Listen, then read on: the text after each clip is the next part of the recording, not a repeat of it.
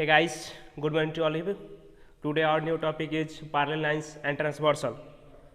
Parallel lines होता क्या है? Parallel lines होता क्या है? आइए समझा देते हैं आपको parallel lines होता क्या है. आपने रेल का पटरी देखा होगा, रेल का पटरी देखा होगा जिसका अगर जैसे ये रेल का पटरी हुआ, ठीक है, तो आप यहाँ से उठाइए तब या फिर आप यहाँ से उठाइए तब दोनों साइड का कट कर दीजिए, ठीक है. ये दोनों साइड कट कीजिएगा तो इधर से हटा दीजिए और इधर से हटा दीजिए. तो अब दोनों का लेंथ जो नापिएगा ना, तो इधर अगर 10 सेंटीमीटर होगा तो इधर भी क्या होगा, 10 सेंटीमीटर ही होगा. ऐसा नहीं है कि एक इधर जाएगा और एक इधर जाएगा, ऐसा नहीं है. तो पैरेलल लाइंस मेरा यही है कि जितना अगर जैसे कि अगर फुनगी पर अगर 2 सेंटीमीटर है तो जड़ पे भी 2 ही सेंटीमीटर होगा, उससे कम बेस नहीं होगा, थोड़ा भी नहीं होगा. उसी को हम पैरेलल लाइंस कहते हैं. देखिए एक लाइंस हो गया ये जिसका कोई भी एंड पॉइंट नहीं है, और एक लाइन ये हो गया. ये दोनों क्या है, एक दूसरे का पैरेलल है. यानी जितना डिस्टेंस यहाँ से नापा जाएगा उतना ही डिस्टेंस इधर से ही होना चाहिए, तभी ये दोनों लाइन पैरेलल होगा. समझ में आ गया? तो पैरेलल लाइन समझ गया. ट्रांसवर्सल क्या होता है?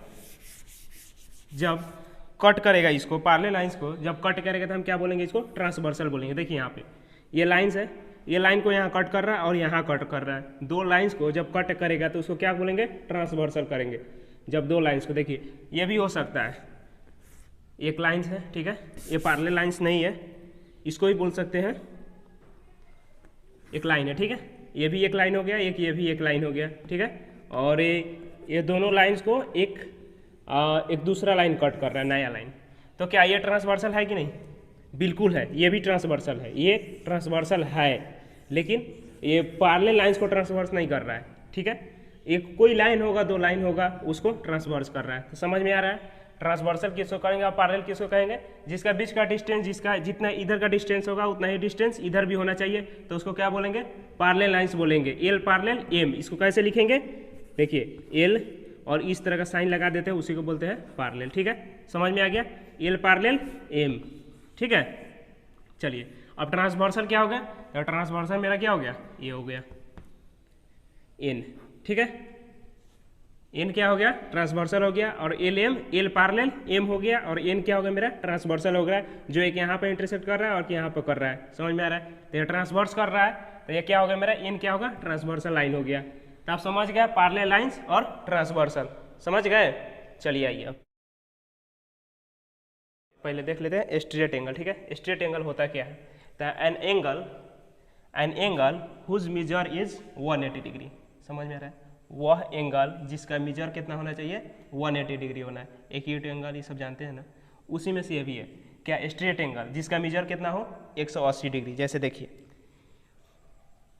एक लाइन ले लिए, ठीक है, एक लाइन ले लिए और इसका मेजर कितना होना चाहिए, एक लाइन लेंगे तो उसका मेजर कितना हो चाहिए, 180 डिग्री होना चाहिए. तो इसी को क्या बोलेंगे, स्ट्रेट एंगल बोलेंगे. समझ में आ गया?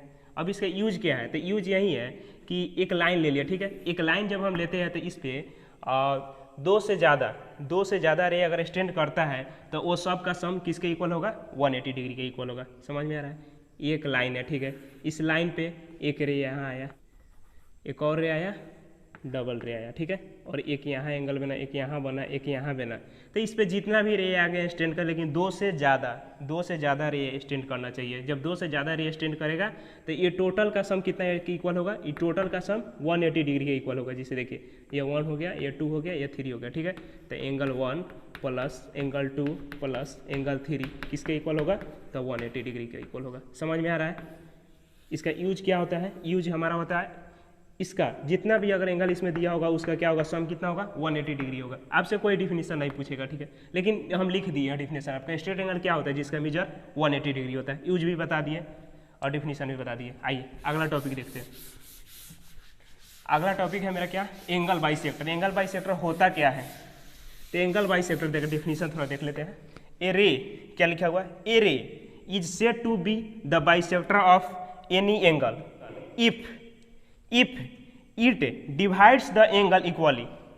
मतलब एक एंगल को इक्वली पार्ट में डिवाइड करना, ठीक है, एक एंगल को इक्वली पार्ट में डिवाइड करना ही क्या कहलाता है मेरा, एंगल बाइसेक्टर कहलाता है. समझ में आ रहा है? तो ए ओ सी मेरा क्या है, एंगल है. इसमें एक रे आया, जिस रे का नाम क्या है ओ बी, और ये आके क्या क्या इसमें एंट्री किया। जब इसमें एंट्री किया तो ये क्या कर दिया, दोनों के इक्वल पार्ट में डिवाइड कर दिया। समझ में आ रहा है ना। एक ए ओ सी एंगल हो गया, जिसमें ओ बी क्या होगा, एंगल बाइसेक्टर हो गया। समझ में आ गया।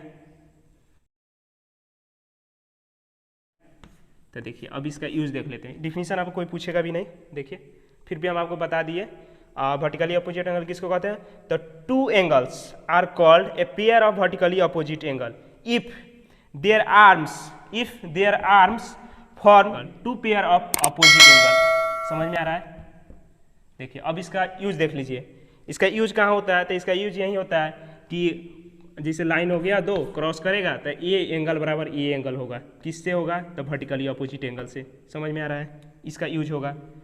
और ये एंगल किसके इक्वल होगा, तो इसके इक्वल होगा, इसका अपोजिट होता है, ये दोनों इक्वल होता है। समझ में आया, ये इसके इक्वल होगा और ये इसके इक्वल होगा। समझ में आ गया। जैसे इसको angle A O B, angle A O B, A O B किसके इक्वल हो जाएगा, तो डी ओ सी के इक्वल हो जाएगा। किसके एंगल इक्वल होगा, डी ओ सी के इक्वल हो जाएगा। समझ में आ रहा है। और एक और किसके इक्वल हो जाएगा, A O D, A O D, angle A O D किसके इक्वल हो जाएगा, एंगल ए ओ डी किसके इक्वल हो जाएगा, ए ओ डी किसके इक्वल हो जाएगा, तो बी ओ सी के, एंगल बी ओ सी। समझ में आ रहा है, दो इक्वल हो जाएगा। वर्टिकली ऑपोजिट एंगल से क्या होगा, ये एंगल बराबर ये एंगल और ये एंगल बराबर ये एंगल। समझ में आ गया। चलिए